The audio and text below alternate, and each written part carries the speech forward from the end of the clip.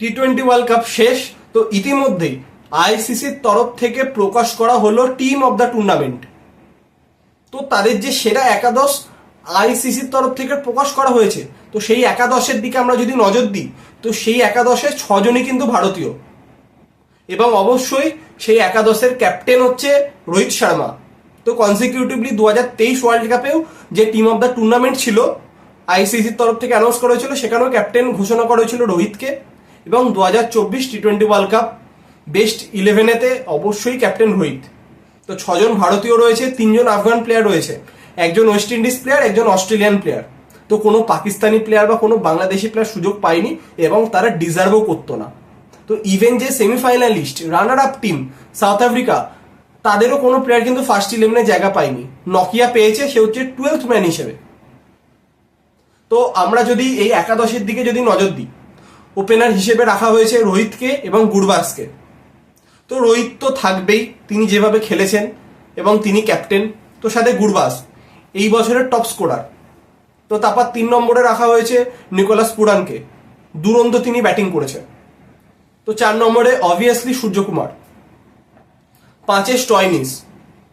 Australian middle অর্ডারকে, Australia যে কটা ম্যাচ খেলেছে তার বেশিরভাগ ম্যাচে মিডিল অর্ডারকে টেনেছে ব্যাটিংয়ে বোলিংয়ে স্টয়নিস।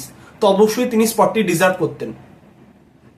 তারপর 6 নম্বরে রাখা হয়েছে হার্দিক পান্ডিয়াকে, অবশ্যই কার্যত বেস্ট অলরাউন্ডার বলা যেতে পারে এখন বিশ্ব ক্রিকেটে টি-20-তে। তো 7 নম্বরে রাখা হয়েছে আকসারকে। তো কেন তাকে রাখা হয়েছে তিনি প্রমাণ করে দিয়েছেন, কোনো জাস্টিফিকেশনের কোনো জায়গা নেই। 8 নম্বরে রাখা হয়েছে রশিদ খানকে। তো তিনি এইসব আইসিসি তরফ থেকে best 11 of the tournament announce করা হবে, তাতে রশিদ খান থাকবে না সেটা হতেই পারে না, তার বোলিং এবং তার ব্যাটিং। তো 9 নম্বরে অবশ্যই বুমরা, 10-এ আর্শদীপ এবং 11 নম্বর হচ্ছে ফারুকি। এই বছরের তার ড্রিমস ইয়ার ছিল বলাই যেতে পারে, 17টি উইকেট তিনি ওয়ার্ল্ড কাপ ক্যাম্পেইনে নিয়েছেন এই বছরে। এবং অবশ্যই 12th ম্যান হিসেবে দলের যে এই 11-এর মধ্যে যে 12th ম্যান হিসেবে রয়েছে নকিয়া। তো এবার এখানে অনেকে বলছে যে সাউথ আফ্রিকা ক্লাসেন অবশ্যই ডিজার্ভ করতো। তো এক্ষেত্রে আমারও মনে হয় যে স্টয়নিসের জায়গাতে হয়তো ক্লাসেন ডিজার্ভ করতো, কিন্তু আপনি যদি পুরো একাদশের যদি একটা ব্যালেন্স দেখেন, সেখানে অলরেডি গুরবাজ উইকেট কিপার হয়ে গেছে, নিকোলাস পুরম উইকেট কিপার হয়ে গেছে, তার জন্য হয়তো ক্লাসেনকে রাখা হয়নি, কিন্তু ক্লাসেন ডিজার্ভ করতো, এটা আমার ব্যক্তিগত মতামত। তো এখানে যে কোনো পাকিস্তানি বা কোনো বাংলাদেশি প্লেয়ারকে নেওয়া হয়নি সে নিয়ে আমি একদমই একমত। তারা কেউ সেরকম ক্রিকেটই খেলেনি যে বেস্ট 11-এ থাকার জন্য। ইভেন বিরাট কোহলি পর্যন্ত টিম অফ দ্য টুর্নামেন্টে নেই, কারণ তিনি ভালো পারফরমেন্স করতে পারেনি।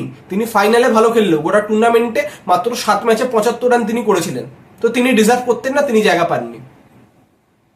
তো এই যে একাদশ, তো এই একাদশে আপনাদের কি মতামত যে কোন প্লেয়ার ডিজার্ভ করতো কিন্তু তাকে রাখা হয়নি, বা কোন প্লেয়ার ডিজার্ভ করতো না তাকে রাখা হয়েছে, সেটা অবশ্যই কমেন্ট করে জানাবেন। এবং আপনাদের যে পছন্দের টিম অফ দ্য টুর্নামেন্ট, যদি আপনাদেরকে বলা হতো যে আপনাদের মতামত অনুযায়ী কিরাম হতে পারে টিম অফ দ্য টুর্নামেন্ট, তো আপনাদের যা মতামত সেটাও অতি অবশ্যই কমেন্ট করে জানাবেন।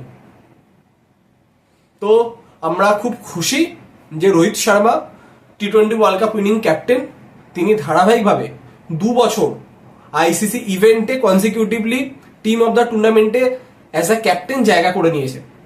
তো আমরা আশা করব যে 2025 যে চ্যাম্পিয়ন্স ট্রফি, তো সেখানেও রোহিত এরকমভাবেই ক্যাপ্টেন্সি করবে এবং টিম ইন্ডিয়াকে চ্যাম্পিয়ন্স ট্রফি এবং 2025-এ ওয়ার্ল্ড টেস্ট চ্যাম্পিয়নশিপ ফাইনালও জেতাবে।